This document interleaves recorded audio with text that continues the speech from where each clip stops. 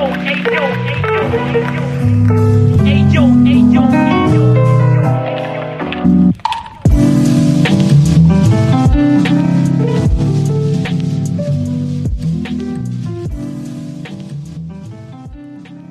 project is a no-profit foundation about visual art and photography. If you want to help us, just drop a donation on buymeacoffee.com/BerlinExplorer. Okay. So welcome to this 50 minutes of experience. I'm with Ania Bilinska today, and welcome, Ania. Hi, Emiliano. Very nice to talk to you today. Like you said, I'm Ania Bilinska, and I'm a photographer and filmmaker. I'm currently in Chicago, Illinois, in the U.S. Interesting. I didn't know that you was in Chicago, and so that's nice to know that now. So, as you know, as I introduced you before, the podcast is about experience, not in particular only in photography, but also as a visualizing the pictures, not only doing the picture in this case. And what I wanted to talk with you today is, first of all, I would like if you can introduce a bit of yourself, and then we can talk about what I've seen of your work. Sure, yeah. So a little bit more about me. I was actually born in Poland. So I'm a dual citizen. Grew up partly in Poland, moved to Chicago when I was little, moved back to Poland, back to Chicago, lived here for a while, and then I moved to Los Angeles for 3 years, where I realized that I really wanted to pursue my photography and my work a little more passionately and more seriously, because everybody around me was doing that. But then the pandemic came, and I moved back to Chicago to be closer to my family. And while being stuck at home is actually when my work really blossomed. And I started sharing a lot more of my work as a way to connect with people and connect with myself, because during that time, and I'm sure you know, because I know in Italy it was horrific what was going on, but you know, people I think felt very stuck and very lost and very alone. So being able to find all those answers in photography and in art, I feel like really made it bearable for me. And I came out of the pandemic with a really, portfolio that I'm actually really proud of. So. It's, I mean, for me, the pandemic was not really cruel, but it's, I mean, for many probably, yes. For me, it was an occasion just to spend time justified from the things that you could not go out or do other stuff. So then I had much more free time for myself and to work on other stuff. I mean, the world is full of stuff we can explore, I think. And it's only the way we put ourselves in a way in light, in the right light, to decide if we want to stay in the right light or we want to stay in the shadows. Exactly. Anyway, you said the photography in the heart, and how do you consider photography is? In which way for you the photography is part of art? So photography for me it's a really interesting craft, because yes, it is art, but it also is pure like documentation of history. Like when you take a photo, you are keeping a moment in time forever in history. So anthropologically, socially, and historically, photography has a lot of significance. And the history of photography, if you look at it, it actually sort of illustrates and has been in a way the backbone of people sharing information. Like as soon as cameras started becoming produced, especially on a larger scale, when technology improved, we were seeing just a lot more people using it, you know, as a communication medium. It's storytelling, it's communication. It is capturing a moment in time, a moment in history. So it has all these different implications. But it can also be this very beautiful art form. And that's actually how I started as a photographer. I had kind of a hard childhood, and I saved up some money and bought my first camera when I was 9 or 10. And I took pictures because I wanted to keep the happy moments longer, because I didn't really have that many of them growing up. And so by capturing like history, trying to like preserve these moments in my life, I started looking outside the box and started seeing the things that light can do, not only to how something looks, but how you see something. Kind of what you were just saying. You can choose to step into the light or stay in the shadows. And so photography for me is just this very holistic craft. You know, it allows for self-expression, it allows for documentation, it allows for evidence. As for sure, a lot of shapes and forms. For sure, it's full of this different topic. I mean, we will talk long and long about that, but for sure, as a lot of documentation, as a lot of storytelling, but sometimes also is a good tools to blame. Also, sometimes it's also really good tool to lie, to blame, or what else. In any case, is in a way our reality is not always how we think it is. And in a way, the photography also tell that. I mean, I could say, for example, a really famous picture of Robert Capa that was sold as the death of the militian. That was a false, but a false that worked for 100 years almost. So in the end, it's how we use the tool that's determined who we are. And from that, I want to ask you that, do you think your pictures, in a way, describe who you are? Yeah, I think they do. And I think that actually for a while, I was having a lot of trouble achieving that result in my pictures. I would take pictures and they just didn't feel, I don't know, there was something missing.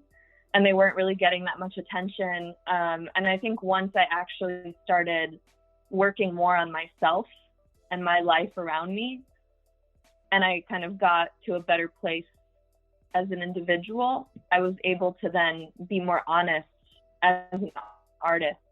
And I think once I became more honest as a photographer and an artist, other people started seeing that in my photos.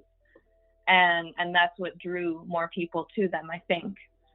Because now I could pull any image from my portfolio that I have and it will tell a story about me. It might not be obvious to anybody else, but to me, I look at it and it unfolds a whole memory. So yeah, I really think I see myself now in my work, and it's very reflective of not only who I am now, but of who I was in the journey. So if I watch your picture from your Instagram, because unfortunately I cannot open your website. I mean, I see only the home page, but I'm not allowed to go in the next step. I mean, probably there is just a problem of linking. But if I watch your picture on Instagram and I want to just make a fast selection and just go keeping the moments where there are not self-portrait or portrait of other people, there is a lot of moment of a clear solitude but also in a way some moment of I think reflection and insight.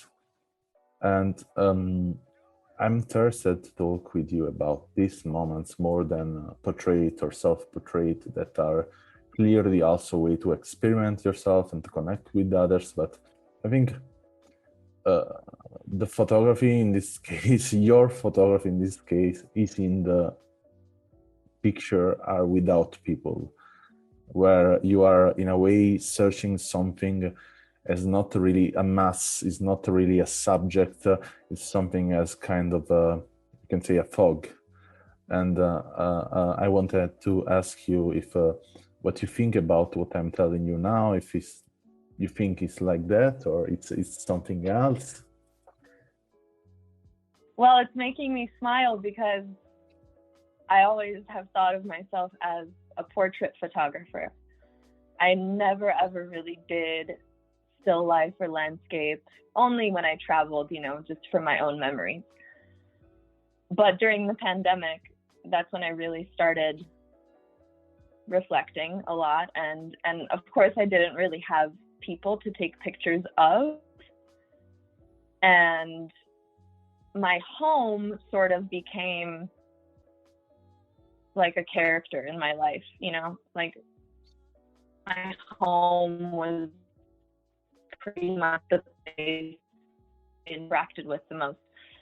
And you know, it's not like I'm saying I would go around and have conversations with, you know, things in my house or anything like that. But there was a lot of conversations going on inside while I would, you know, let's say look out the window at the lake or sit in the park or just, you know, look at the way the light was hitting things differently, mostly because I was bored and I was alone and I didn't, you know, have a lot going on. So it caused me to tap into my imagination and get curious about what will I see if I look a little deeper? What will I see if I, you know, look at the underside of a leaf as opposed to the top?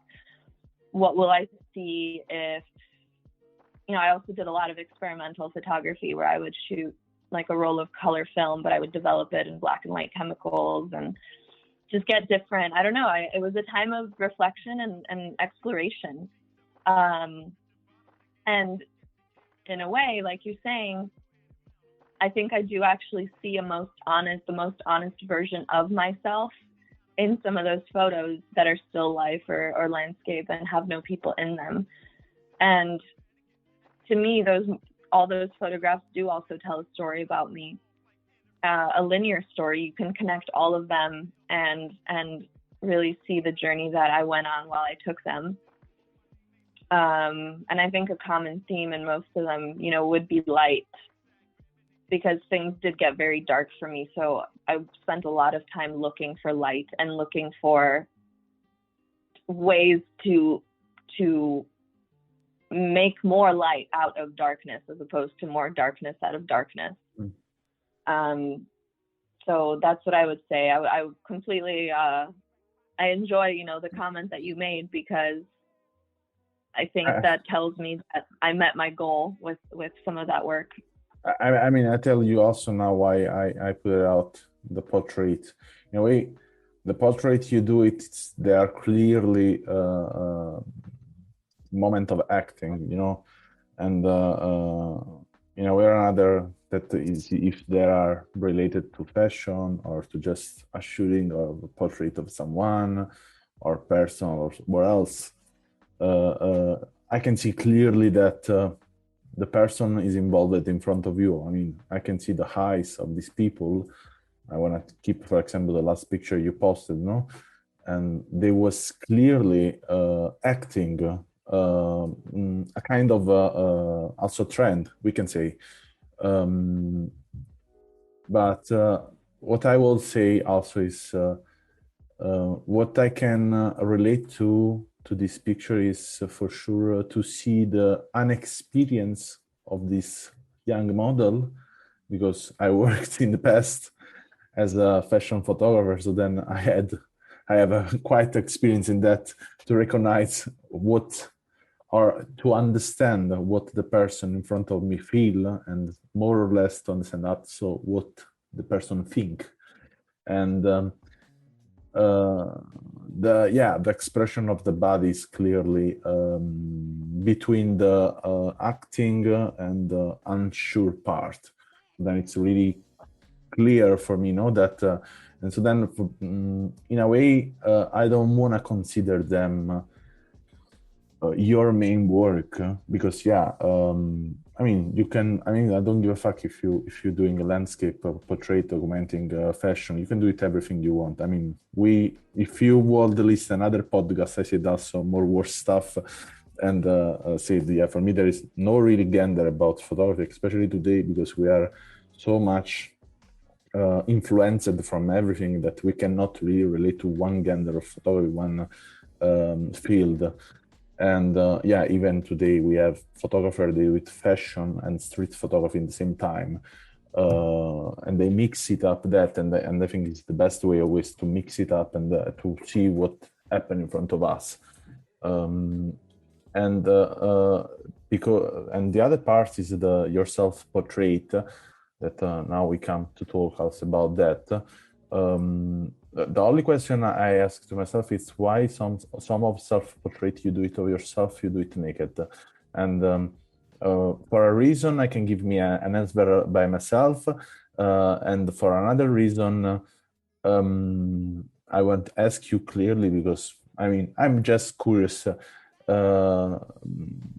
Then if I have to go inside of the part of analysis of the picture, I will say that is also another way to search yourself and to look at yourself. And that's in some of picture I have watched, the first things I went to watch was your expression. And in some of them, I will just guess and say, okay, probably you did a bunch of picture before to choose the right one. So this is how my self-portrait pictures usually happen. And this answers, I think, all the questions. A lot of them, of course, are like mirror reflections. At the time, I didn't have a tripod. Like, I had just moved back to Chicago. I didn't have very much gear, very much stuff with me yet. So I didn't have a tripod. And I didn't have people to take pictures of. So I wanted to practice a little bit, light on the body, that kind of stuff. And so I had that in the back of my mind as something I wanted to do. But I had become very camera shy over the years. I used to model when I was younger, and it had been a long time, and I just didn't feel super comfortable. Like, I wouldn't have felt comfortable going in front of somebody else's camera. But I basically forced myself to do that self-exploration, and I wanted to challenge myself and see, can I create an image that would be as interesting to look at as if it was an image of somebody else, but it would just be me and a selfie in a mirror, which, like, we see those every day. It's nothing special, but how can I make it a little bit more special? So that was the intention. The way the pictures would actually happen is I would be brushing my teeth in this room, and something would catch my attention. Either the way my hair looked or the way the light was, something about it would capture my attention. And with my toothbrush still in my mouth, I would run to get my camera and I would snap a few pictures. So that's why a lot of the time there's like a portrait of me that was very popular, which I was so surprised by. But I was in a bathrobe and a towel, like, because I'd just gotten out of the shower. So they're all very, very spur of the moment. They're not planned. There's one in a circle mirror where I'm kneeling and you can see my full body. And I'm wearing a shirt, but I'm not wearing any pants or underwear. Again, like, I had the mirror on the floor because I didn't have it hung up yet. And I saw my reflection one day. I think I was doing yoga, or I had just finished doing yoga. And I was like, that's an interesting shape. And I snapped the picture. And one of the last questions I think you asked was, or you imagine that I took many photos and selected, one or two. I mean, it's not. Actually, no. Not the all the picture. I'm talking more about if I have to go really on the right picture. There is one, for example. Well, I'll save you the time. This one is practically a bit more older, or maybe not. Let me check because I lost. And so practically is in the middle of your profile page, I would say. Yeah, this one, for example, with the mirror is a rounded mirror. Oh, sorry, I broke up a moment. So I mean, say that question one more time. I said, yeah, I said the one, for example, you are in the rounded mirror, in the circle mirror. Mm-hmm. Yeah, so that was a single shot. There's only one of those. Okay. I took one picture and that was it. Most of them are like that. I take one. Maybe I'll do I think there's one where you see like the front of me, and then there's another one where you kind of see from the side. Maybe I'll do two angles. But yeah, it's always just like one shot. Okay. That's actually how it works generally a lot. Like a lot of photographers, when they shoot portraits or headshots, there's a lot, they just go click, click, click, click. I take a lot of time. Every click for me, I put a lot of work into every click. So I don't click as much as every photographer, or a lot of photographers do. I really fine tune picture in each moment, and try to get exactly what I want right then and there. So that's what I prefer to do. Yeah, I mean, and I try to shoot less shots during the time. Mm-hmm. Probably, yeah. What I think is about the shooting. I mean, you can do it also 10 film, for example, and probably don't find the what you wanted. And many people, think about that. If you are take one picture, one shoot, and you get the picture you had. That's in a way it's a talent, but I think everything depends. I mean, I don't think it's a talent. I think it's just how much we want to search in something. And probably, yeah, there are some pictures, for example, they are in my mind. They are in my mind. I will never do it in the end, because in the end, I could take for all my life, but they are not part of me. I mean, they are part of me just inside of my mind.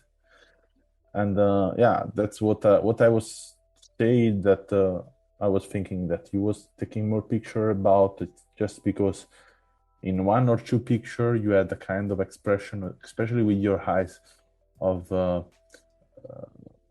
like not really interested in how look the picture, but in how will be finally then the picture. And there is a mix between I do it a picture, but I'm also not really sure about the picture I'm doing. Mm-hmm. This is what I received. That makes sense, because when I was taking a lot of the pictures that I shared this past year, again, we're in the pandemic, and I had, financial issues. I didn't work for a while, and I really wanted to get back into film photography because that's how I learned. But, film is expensive, and it takes a lot of time, a lot of tools and stuff. And I did not really know what I was doing for a while. I mean, I was buying different kind of film to figure out what kind of film I like. So, a lot of them actually are happy accidents. I love the accident. That I got, and I actually, when I was developing the roll, I let light into the changing bag, and so most of the film actually got damaged. But I was able to still find a way to use some of those shots. So it was a big everything I did last year was a big experiment. Which makes sense now that you say some of the more recent portraits I've been doing look more acted or staged. Yeah, they are. I mean, this is the Because beauty of by things. that It's point I not. had found, yeah, by It's that not point a I had found cryptic, like, no. no, of course, yeah, it's just an observation, and I appreciate it because I haven't really, done this in a while where I got to hear what other people, would see when they look at these images, and I really appreciate the perspective, and it will, that'll make me think about my work differently too, and what I do next. But yeah, it was, I will tell you, some of those images that I shot in 2020, those were pure moments. Those were just pure moments that I saw something of beauty and something that gave me hope. I had really bad depression last year, and it was worse than it had ever gotten. And those pictures represented the hope, that kept me from fighting it, basically, or kept me fighting it. I will be really curious to see how you work in this status of researching what that you feel bad. Take really with not a lot of effort what I'm saying, but I'm more in the dark photography. So then I come from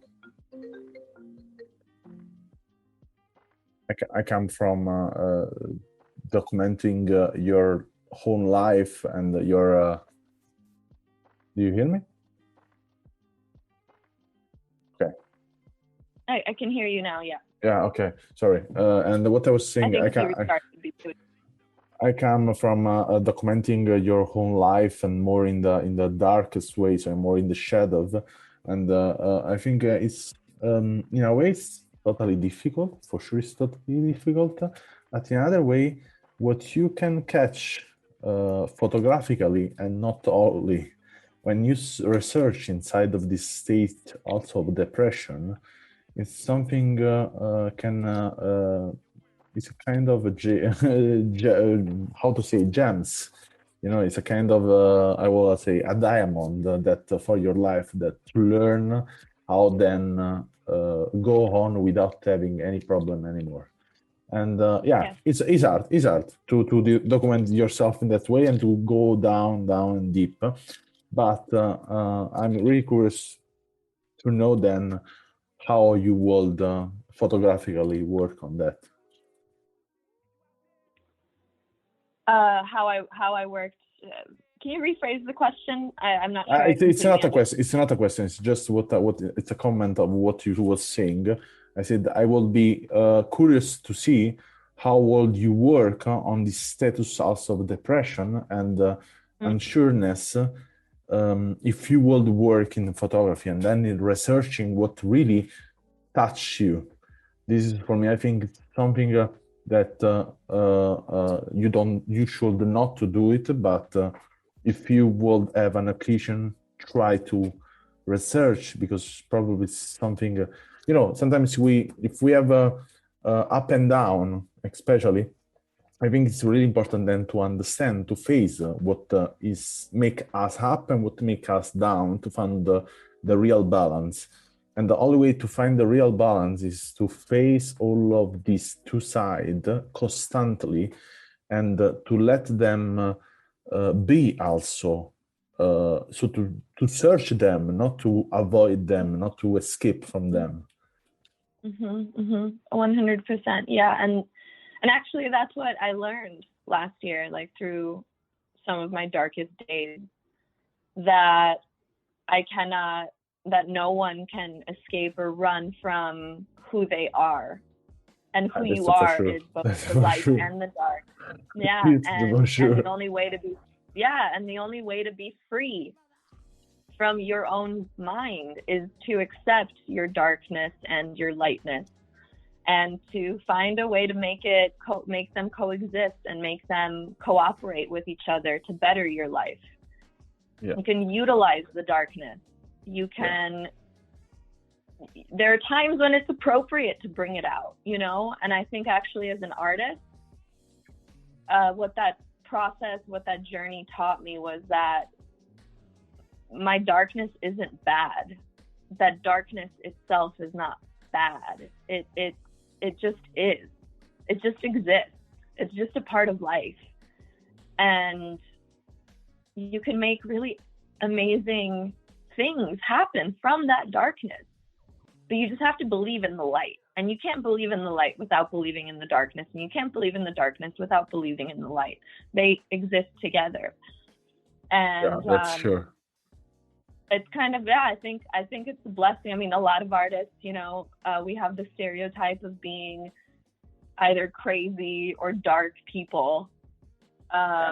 Everybody is crazy, and everybody has a dark side. That's true. But have some artists, I think we know ourselves so well that we're able to carry both of those things proudly, and we show it in our artwork. Yeah, and that's what I'm saying to you. I'm curious to see how you will develop that in photography. So it's Thank something. You. I am too. You know, still learning and exploring. I mean, I've been photographing for a very long time, but the beauty of it is that it's something I really feel you can never fully master. There's always going to be something new to learn, especially in our modern, you know, technology era. We're constantly going to have new challenges as photographers, and it's really, I think, you know, a wonderful craft because of the multifaceted quality that it has. Yeah. So thank you a lot for your time, Ania, and for this talk. If anyone wants to see the work of Ania, the links are in the description. And hope to see more in the future of you, and then we can have another talk after some of your experience in the future. Wonderful. Yeah, thank you so much. Thank you for listening to this podcast, and if you want to learn more about us, you can visit the link allmylinks.com, Berlin Explorer, or our website beexproject.com. And if you want to follow us, you can always get news from Instagram on our account BEEX Project. Thank you again, and see you in the next episode.